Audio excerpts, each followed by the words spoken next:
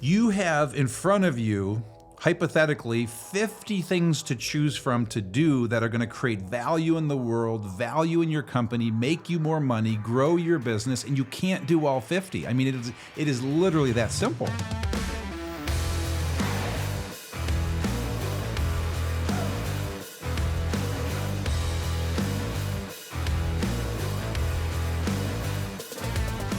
Hello, everyone. My name is Rob Dube, and I am here with Gino Wickman. Gino, what's happening? You're just smiling. I am. I love it. I'm looking forward to this episode. Yeah. I'm looking forward to this episode. Okay. I'm ready to get to work. The episode is the topic, Mastering the Art of Delegation. And I love this one. I'm feeling giddy about this one as well. Yeah, okay, good. So just to get your gears turning, I'm going to start by sharing a couple of things. First, I wanted to say you taught me to delegate and elevate years ago. Yes, I did. I don't remember that. I do remember that. Yes. Yeah. So thank you for that. The funny thing is I thought I was delegating prior to meeting you, but I realized that I was doing a 50% job at best. So there's really an art to it. And, one of the things that I've realized, and I hope all the listeners realize and think about this each and every day, is that time is your greatest asset. And delegating allows you to place greater focus on the decisions and all the tasks and all the different things that you have going on that align with your unique abilities. And I hope your 10-year thinking.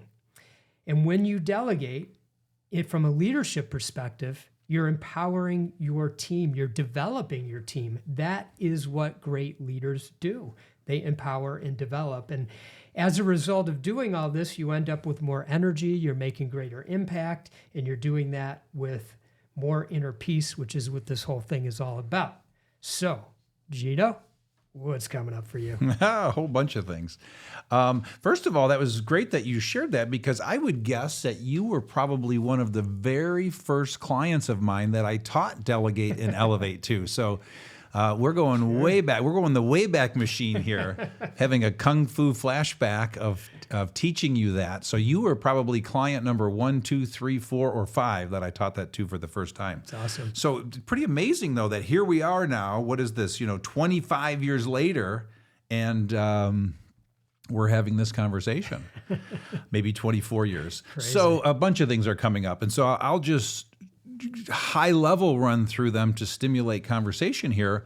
But, the first thing that comes to mind for me is mindset. Okay. And so if there were an objective for this episode, it'd be that we convince every listener to see so clearly that they must delegate everything in their life that they shouldn't be doing and elevate themselves to their true self, to the maximum value that they're going to bring to the world.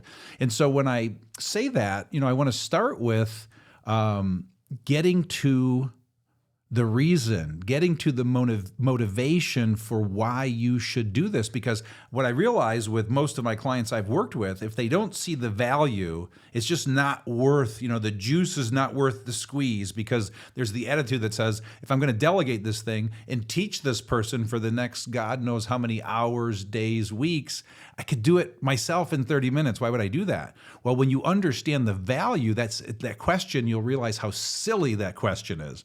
So ultimately, what we're talking about here is, let me give you a couple of things that are going to happen. There's a bunch of things that are going to happen, but you'll double your income. Is that motivating for you? You'll double your energy. Is that motivating to you? It'll double your impact on the world. I mean, so the end game, the results, the value, it's undeniable. So why on earth would you not do this? So before I get into some specifics, does that prompt anything for you? Because I want to start with mindset, and I want to try to break loose anything out there that anyone is struggling with or not seeing the value. Why am I going to invest time in that person I'm going to delegate to? We got to break that free first. Yeah. Well, one thing that comes to mind for me in terms of mindset is also nobody can do it like me. Mm-hmm. That's something that I hear all the time in the clients that I'm working with is, I just, nobody can do it like me. I'm concerned the quality is going to be, go down, or, they won't be as efficient and things of that nature. And when I was thinking about this and preparing, I was curious what you would say about that, because you must hear that all the time. Yeah. So here's what immediately came to me. Let's pretend they can't. Let's just agree they won't do it as good as you. Now, here's what I know for a fact. You'll find people that can do it better than you, but let's pretend they won't, okay? But let's pretend they're going to do it 10% worse than you, okay? Or whatever number, that's reasonable, okay? You have in front of you, hypothetically, 50 things to choose from to do that are going to create value in the world, value in your company, make you more money, grow your business, and you can't do all 50. I mean, it is literally that simple. So, do you choose the 10 that are the highest gain, that are going to do all those wonderful things, and then delegate the other 40 that are going to get done at a 90% quality level than you would have? Now, again, if you're a perfectionist out there, we'll say 99%, but let's just pretend that they can't do it as good as you. So let that go. Can you live with that? Because that is probably the reality. But the trade-off in the gain on you putting all of your energy into those 10 things that are going to take you and the company to the next level is worth that diminished output. Now, all that said, my humble belief is of the 40 things, 20 of them, that person's going to do them better than you. They're just not doing it the same as you, and you're just being too much of a control freak. But on the other 20, if they're doing it 95% right, that math is easy math. Make sense? Yeah, 100%. You can use this 80-20 rule. You can list out all the things you're doing, like the 50, like Gino said. Identify the 20% that are the highest yield for you, highest return, whether that be in revenue, growth, or impact, and then delegate or eliminate the remaining 80% that don't align with your strengths or goals. So just building off of what you were saying. Now, another thing that I was thinking about here was about control, like the psychology around people wanting to control things. Do you run into that when you're teaching this to people and things that are coming up? No, none of my clients are control freaks. I've never been a control freak. I have no idea what you're talking about. This is all of us. So here we go again. We're all control freaks. It's how we got here. And so you got to start to let go. And again, it's not ripping a Band-Aid off, but it's baby steps. It's taking it one step at a time, realizing you're a control freak, but again, understanding the trade-off. You can't control all 50 things. And so let's make the 50 things the theme of this conversation today. You can't possibly control all 50 things, but you can have a relative understanding of what's going on with those other 40 things that you're not doing. And so it's a matter of understanding, why am I such a control freak? What do I really want? And so an example that's coming to me, I'm going to give the biggest delegation example of my entire life, and that is selling my company. I delegated an entire company. In other words, it was more valuable to me to be on the other side of that sale so that I could make a bigger impact on the world, create more content, put myself out there in a bigger way to impact even more people than it was to stay at the helm of that organization. And so there was a point in my life where I decided, I got to delegate a company. I got to delegate the running of this company. And so I built an amazing leadership team that freed me up completely to just be an owner. And then I was able to sell the business and walk away 1 hour after closing and have no responsibility for that business. The point I'm making is, you want to talk about control. I mean, to let go of control of the business that you built for 15 years, that's really hard. But again, mindset, the value, what was on the other side for me was far more important than staying in control of that business. And here we are 7 years later after that sale. They've 5X'd the company. It continues to grow. And so, if I went back and tried to control all of that, I mean, it's just, that wouldn't be worth it to me. And so what's on the other side is far more important to me than hanging on to the past. Yeah. I want to grow. I want to go to the next level. And so that's more motivating to me than not confronting my control freak issues that stem from all my trauma and my past shit. And so I confront it and I just learn how to let go and breathe through my control freak tendencies. So every time you, as the listener, every time you see an opportunity to delegate and you find yourself holding back, pause and and start to identify what's blocking you, what's in the way. Is it control? Is it something from some sort of trauma or something, and just really go deep with it and try to let go. One thing that a client shared with me that I thought was really cool. He does this every year. He takes a look at everything he's doing and he looks at the top 3 biggest things and picks one of them. In that upcoming year, he decides, I'm going to delegate that this year. I'm getting that off my plate. So for example, one thing was he was going out doing a lot of speaking and he was kind of like the best at it that there was. And he was going to delegate that completely off. And he was really nervous about it. What was going to be the impact? Would there be an impact on sales? Because his talks generate a lot of sales. But he was fully letting go, fully committed, empowering the team, empowering the new people that were going to go out and do these talks. And I thought that was really a cool way. We're talking about the art here. And so that's an art. You can commit once per year to doing something like that. And let me piggyback on that, because my approach for 30 years has always been very similar in that I do one major delegation every 90 days. So every quarter I delegate something else. And so 30 years, 120 delegations, I keep elevating myself higher and higher and higher and higher and getting all of this value that I'm talking about. So same discipline. And so I would prescribe that to everyone out there. Just pick one thing per quarter. Just take it one thing at a time. And if it takes you longer than a quarter, so be it. But just take one thing at a time. That's the real powerful discipline.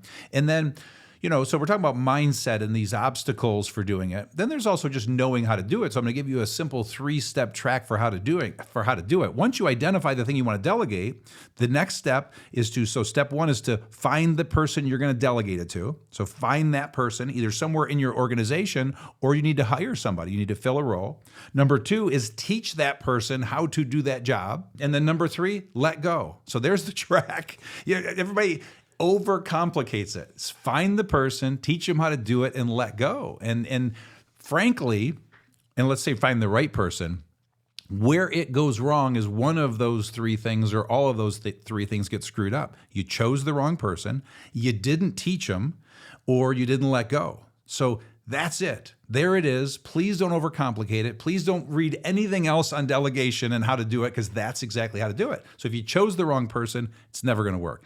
If you don't teach them well to where they have a level of proficiency to do it 90% or better, then you've made a mistake. Or if you don't let go, you've made a mistake. So for what that's worth, I just wanted to piggyback off that, because please.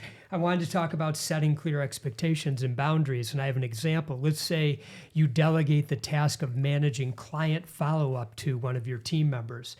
So what you want to do is do 3 things here. First, clearly outline the timeline for follow-ups. For example, within 24 hours of a client meeting. Next, what's the desired outcome? For example, update the CRM with detailed notes and any action items. Next thing, checkpoints for review. So together, share weekly summaries. This way, the team member understands what success looks like and they feel empowered to take ownership of the process. So there's no need for you to micromanage this person. Now you can trust that the tasks will be handled efficiently. So that's another way of the art of delegating. And if I may, everything you just said there, that was all step number 2 that I shared in the teach them. Because hopefully there's a day that you trust them, that they can do the job, that you don't have to keep checking up on them. So everything you just described was in the teach step. Okay. So there's one more thing that was coming to my mind on this topic, and that is, I think about a story. I visited the founder of Cliff Bar, which is like an energy bar at some point. Mm-hmm. And he realized very smartly that he needed to delegate being the CEO. And he was hiring person after person after person. And he must have had, I think he said he had like 6 or 7 failures. And then he found this great person. But I asked him about that. I said, how did you stay resilient going through all that? And he said, I don't know. I just had to. I just knew I had to find the person. I didn't mind failing. But I'm bringing it up because I've worked with several people who have had this same issue and they wave the white flag and they give up. So what do you say to the resilience around this, especially when it's a key role, like when you're actually delegating an executive role that you're holding? Well, a couple thoughts come to mind. It takes time. So you're a walking example of this right now. We are replacing you as the visionary for this 10 disciplines company. So right now, the listener is observing us go through this process. We put the stake in the ground on January 1st. We said by December 31st, our new visionary is going to be in place. And so that's going to require everything you just described, a complete commitment. But let's go back to mindset, because what we agree, what's on the other side for you, what you've agreed is what's on the other side for you is so valuable that failure is not an option. So it takes time. My succession plan, when I replaced myself as visionary, I think it was a 3-year timeline I created with my successor. That was a little overly intense. Not every company has that luxury, but 3 years of identifying the person, grooming the person, putting the person in place, and coaching the person. So it takes time. And so you got to have patience. And there will be failures. I think it's probably a 50% failure rate. And so imagine that. You put all that time and energy into the right person, and then they don't work out. When I look at visionaries hiring integrators, that's one of the biggest delegations for a visionary. There's probably a 50% success rate out there if I look at all of my clients. There's no perfect way to do this. But again, in every case with my clients and every case with my companies, it's worth it. It's worth bumping your head a few times. But let's go back to 10-year thinking now. Thank you. Think long term. 3 years. I mean, literally, I put the stake in the ground and said in 3 years. So imagine the peace that comes about that. How much better I did than if I would have said, I got 6 months. You can't do a big delegation like that in 6 months. Replacing yourself as visionary, finding the right integrator. On the good side, you can find the right integrator in 6 months, but I'd give it at least a year when I look at all of my clients. So hopefully that sheds a little light. Yeah, that does. Anything else coming up for you on this topic? Yes, 4 things. Yeah. So now we're getting to why I'm giddy. This is the rest of my list. So I want to say 4 things as fast as I can. The first is, if you are a driven entrepreneur, i.e. a visionary, which is most of our audience, if you don't have an executive assistant, I don't know how you're functioning at full capacity. And it's mind-boggling how many visionaries don't have assistants. So I've had an assistant since I was 22 years old. I don't know how you can function without one. And so I plead with you, I want to send a passionate plea that one of the greatest delegations is paying an assistant to do all of your administrative work. Yes, you can book that flight. Yes, you can put that thing in your calendar, but it's a no-brainer in freeing up energy, freeing up your time to create more value. Number 2 is, let's bring 2 disciplines into this. Know your 100% and don't do $25 an hour work. When you know your 100%, and let's hypothetically pretend that your 100% is 45 weeks a year and 50 hours a week. There's your work capacity. It's a no-brainer. Let's go back to the 50 things. If you can't get all 50 things done in that time frame, it's simple math. And if you can only get those 10 and those 10 well, you've got to delegate the other 40 things. 1 a quarter, you're 10 years away from fully delegating it all. And don't do $25 an hour work. So what's going on inside of the 100%, if any of it is $25 an hour work, you've got to delegate it, i.e. there's your executive assistant or your administrative assistant opportunity. Anything to say to that? Going to number 3, there's only 3 things that I do now. And so number 1 is create content. Number 2 is teach content. And number 3 is, I call it navigation, but it's mentoring, guiding, patting butts on the people in my life, the leaders that are perpetuating this content in the world. And so I play a mentoring, a navigation role for them. And so that's all I do all day, every day. And there's stuff that creeps in, but anything that's not that, it's so glaringly obvious to me that I've got to delegate that to someone else.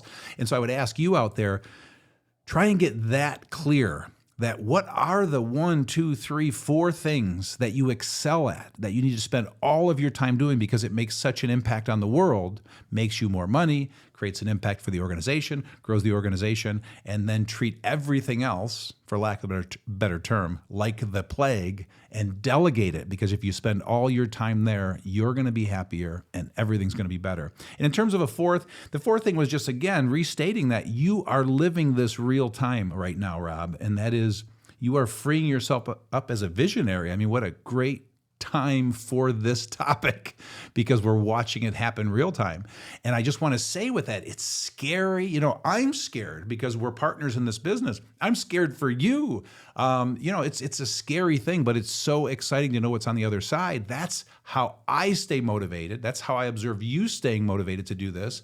And we're just methodically executing a plan. Yeah. And I'm not scared. Yeah, that's true. That really Rob doesn't get scared, just so everybody knows out there. He doesn't get scared. I get scared of plenty of things, but that's not one of them. Okay. And I have done that at Image One, and we have the time piece to this is so spot on. It took time to find that right person, to get them in place, do the succession plan, a good 3-4 years. But now there's somebody at Image One who's, you know, doing a much better job running the company than I ever did. So it's worth letting go. I speak from experience. Here.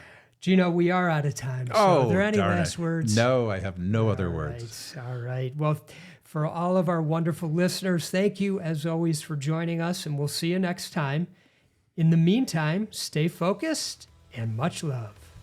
Thank you for listening in today. We truly appreciate you taking the time to spend with us, and please tune in for the next episode. Until then, if you'd like to see where you are on your true self journey, go to shedandshinepodcast.com to take the true self assessment and receive personalized guidance. If you're all ready to begin your inner world journey with Rob and myself, please join us for the next round of the 10 Disciplines Group Coaching Program. We wish you all the best in freeing your true self. Stay focused and much love.